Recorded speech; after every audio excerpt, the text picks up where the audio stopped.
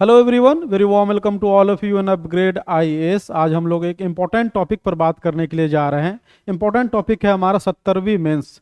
क्योंकि आप लोग जान रहे होंगे कि 70वीं मेंस का भी बुकलेट डाउनलोड हो रहा है और सारे स्टूडेंट जिन्होंने भी अपना मेंस दिया है, मेंस लिखा है, वो अपना कॉपी या तो किसी से दूसरे से इवोलुएट करवा रहे हैं या खुद ही देख रहे हैं। ये देखने के बाद उसमें एंजाइटी लेवल काफ़ी बढ़ चुका है, डाउट अपने आप में जो सेल्फ डाउट होने लगा है।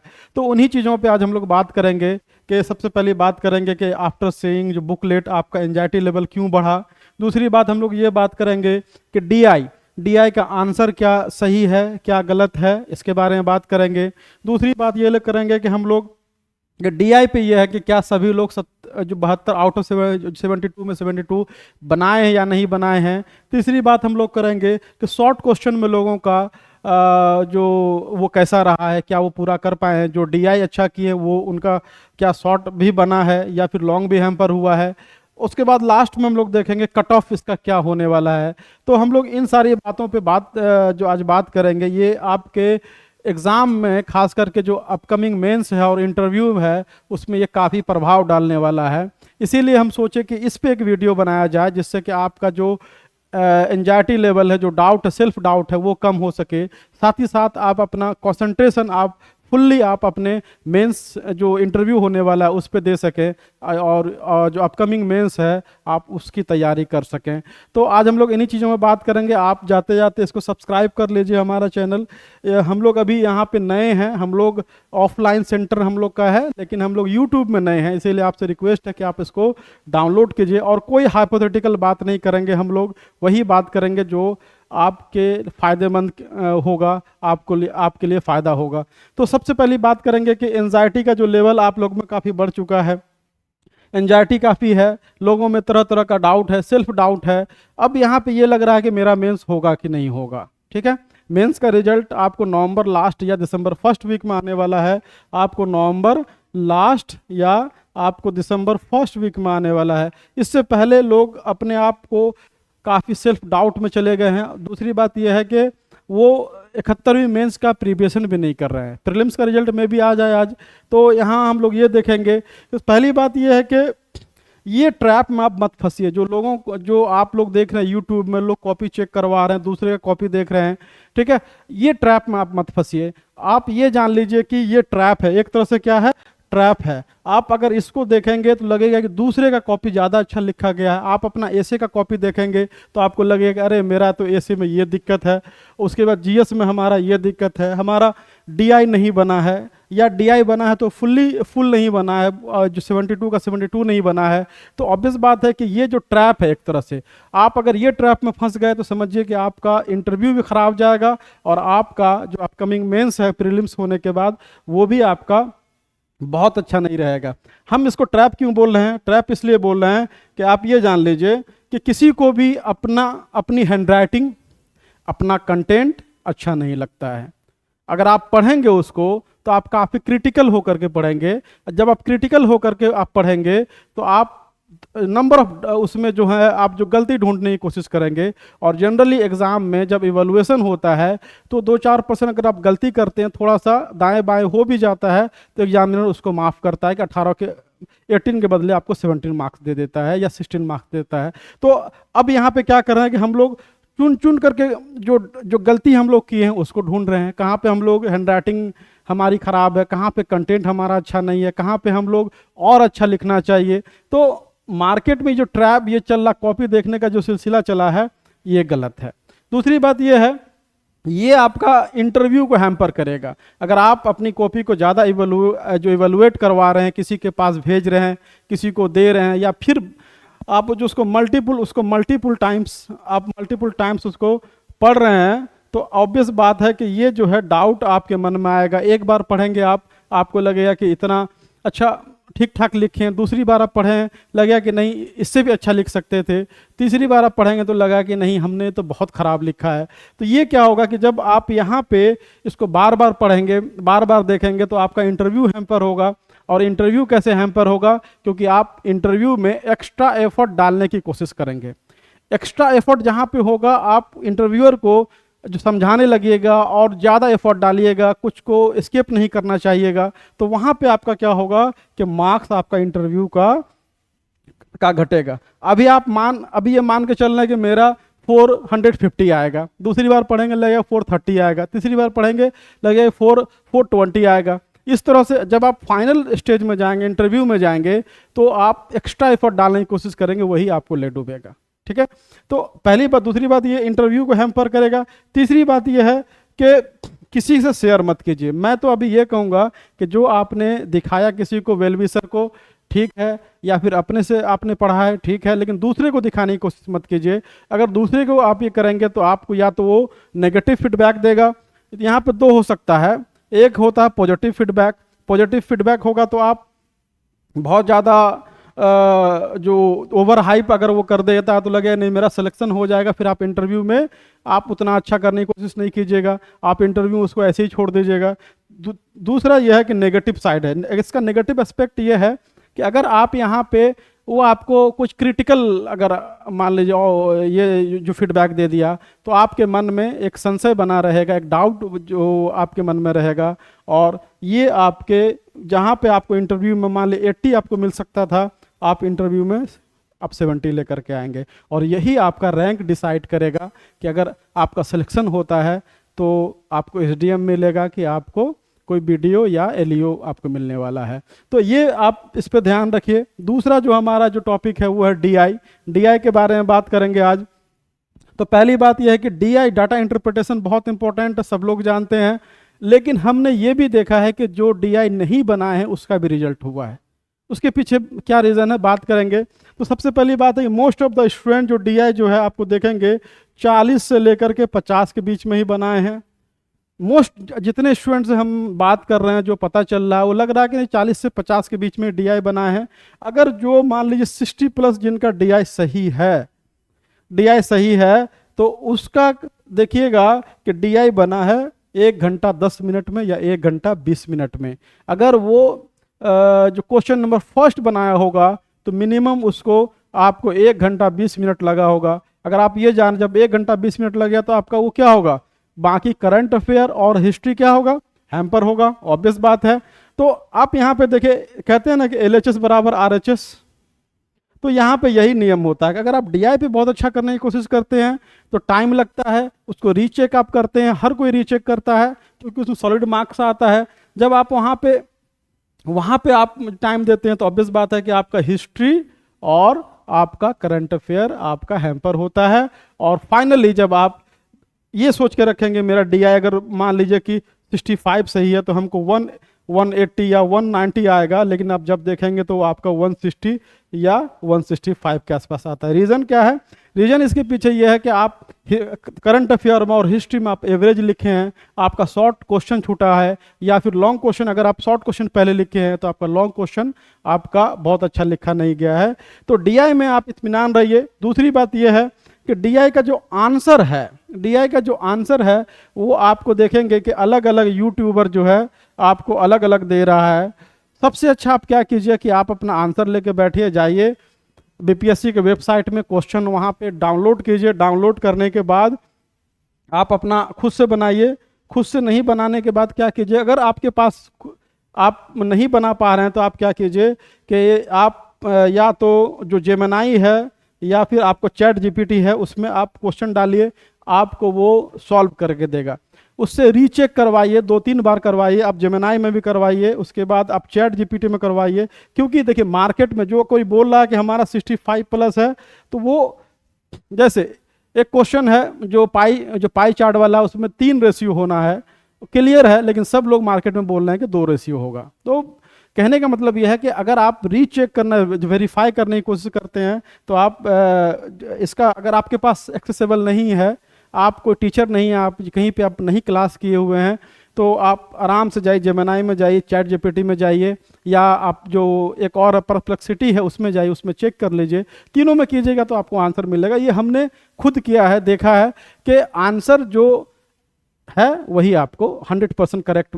1-2 बार हो सकता है, जैसे चैट जीपीटी में एक बार गलत आंसर दिया था, फिर उसको हमने करेक्ट करने के लिए बोला तो वो फिर से उसको करेक्ट करके दिया, फिर उसको हमने जो रीवेरीफाई किया किसमें, जेमिनाई में। तो जेमिनाई में देखा कि वही आंसर है। तो आप चैट जीपीटी से बेहतर आपको या तो परप्लेक्सिटी है या तो आपको क्या है, आप आपको जो गूगल का जेमिनाई है उसमें आप जा सकते हैं, आप अपना जो उसमें चेक कर सकते हैं, उससे पता चलेगा कि आपका स्कोर कितना है, और वो स्टेप बाय स्टेप भी आपको बताएगा। ठीक है, तो हमने ये किया था कि पहले खुद से बनाया था, खुद से बना करके फिर हमने आंसर को वेरीफाई करने की कोशिश किया। तो सबसे अच्छा हमारे पास तो यही मीडियम लगा। तो जो लोग 65 बोल रहे थे उसका आ गया 55-56 आ गया। तो कहने का मतलब है आंसर अभी भी उसमें डाउट है।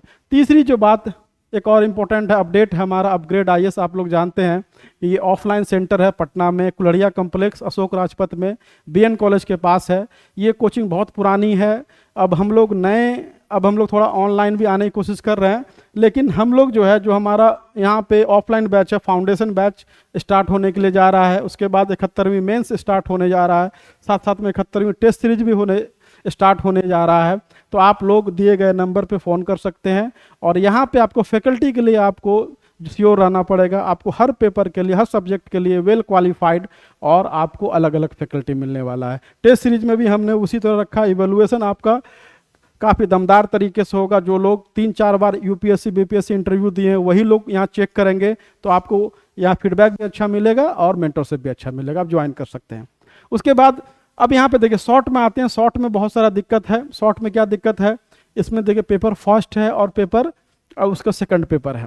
आप देखेंगे जिसका डीआई बढ़िया हुआ, 60+ स्कोर आ रहा है, उसका शॉर्ट का क्वेश्चन, ठीक है, या तो 14 नंबर से लेकर के 21 नंबर तक छूटा है। किसी का अगर 60+ डीआई आ रहा है तो ऑब्वियस बात है कि उसका शॉर्ट का क्वेश्चन 2 से 3 क्वेश्चन छूटा है। अगर किसी ने लिखा है इसको तो समझिए कि वो बहुत अच्छा नहीं लिखा है, क्योंकि आप ये मान के जो क्वेश्चन है उसका डिमांड बहुत ज़्यादा, शॉर्ट क्वेश्चन का भी डिमांड बहुत ज़्यादा था, शॉर्ट क्वेश्चन भी काफ़ी लेंदी था। तो अब लेंदी जब आप क्वेश्चन पूछा जाता है, जैसे कुंभ वाला हो गया, डोनाल्ड ट्रंप वाला हो गया, इस तरह का जो क्वेश्चन था, कास्ट सेंसस हो गया, तो उसमें क्या है कि उसका कई सारा एस्पेक्ट था। अब सारे एस्पेक्ट को आप फुलफिल करते करते आपका टाइम बहुत ज़्यादा लग जाता, 5 मिनट में होने वाला है नहीं। 5 मिनट में भी लिखेंगे तो 25 मिनट लगेगा। तो ऑब्वियस बात है कि ये क्या है, ये छूटा है, जिसका डीआई सही उसका ये आपका गड़बड़ हुआ है। ठीक है, और हिस्ट्री में आप जानते हैं कि हिस्ट्री में लोग हर कोई के पास नॉलेज है, हिस्ट्री अच्छा लिखने की कोशिश करता है, तो हिस्ट्री में टाइम ज़्यादा लगता है, तो फिर करंट अफेयर उसका वहाँ पे हैम्पर होगा।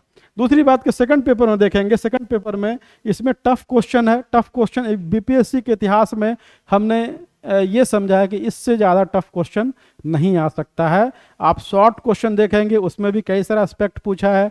आप अगर मान लॉन्ग क्वेश्चन देखेंगे तो कई सारा क्वेश्चन का डिमांड बहुत अलग अलग है। क्वेश्चन एक ही क्वेश्चन में देखेंगे डिमांड वो बहुत ज़्यादा कर रहा है, तो सारे डिमांड को फुलफिल करना 16-17 मिनट में, 18 मिनट में पॉसिबल नहीं है। तो क्वेश्चन वहाँ पे लोगों का, अगर वो कोई लॉन्ग अच्छा लिखे, यहाँ पे देखेंगे अगर लॉन्ग क्वेश्चन जो अगर अच्छा लिखे हैं तो उसका शॉर्ट क्वेश्चन क्या हुआ, हैम्पर हुआ है। तो घबराने की बात नहीं है।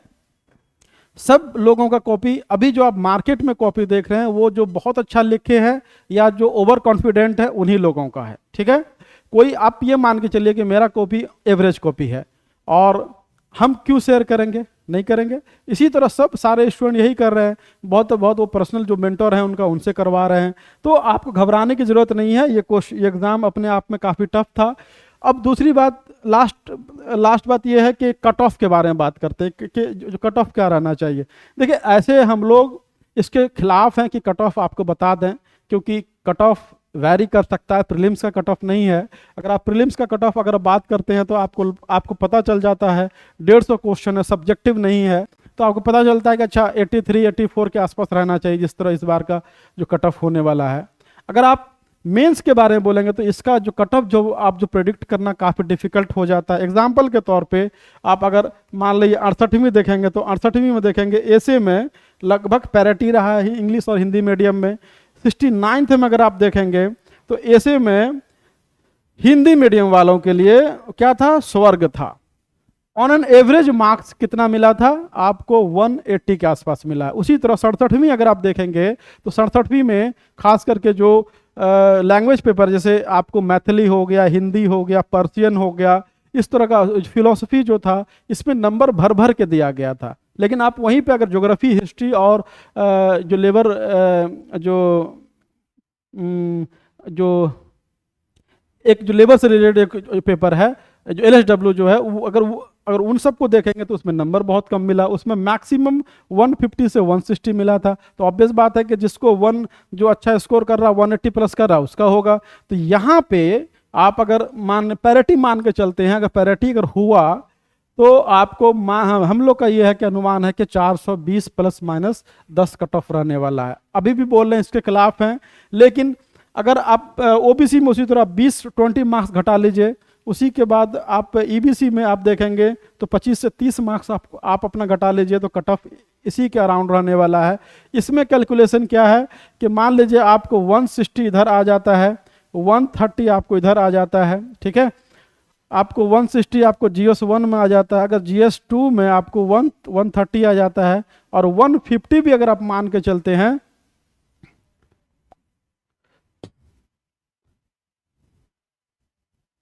अगर 150 भी मान के चलते हैं, तो ये ऐसे स्टूडेंट का बता रहे हैं कि जिसको क्वालिफाई होने की संभावना है।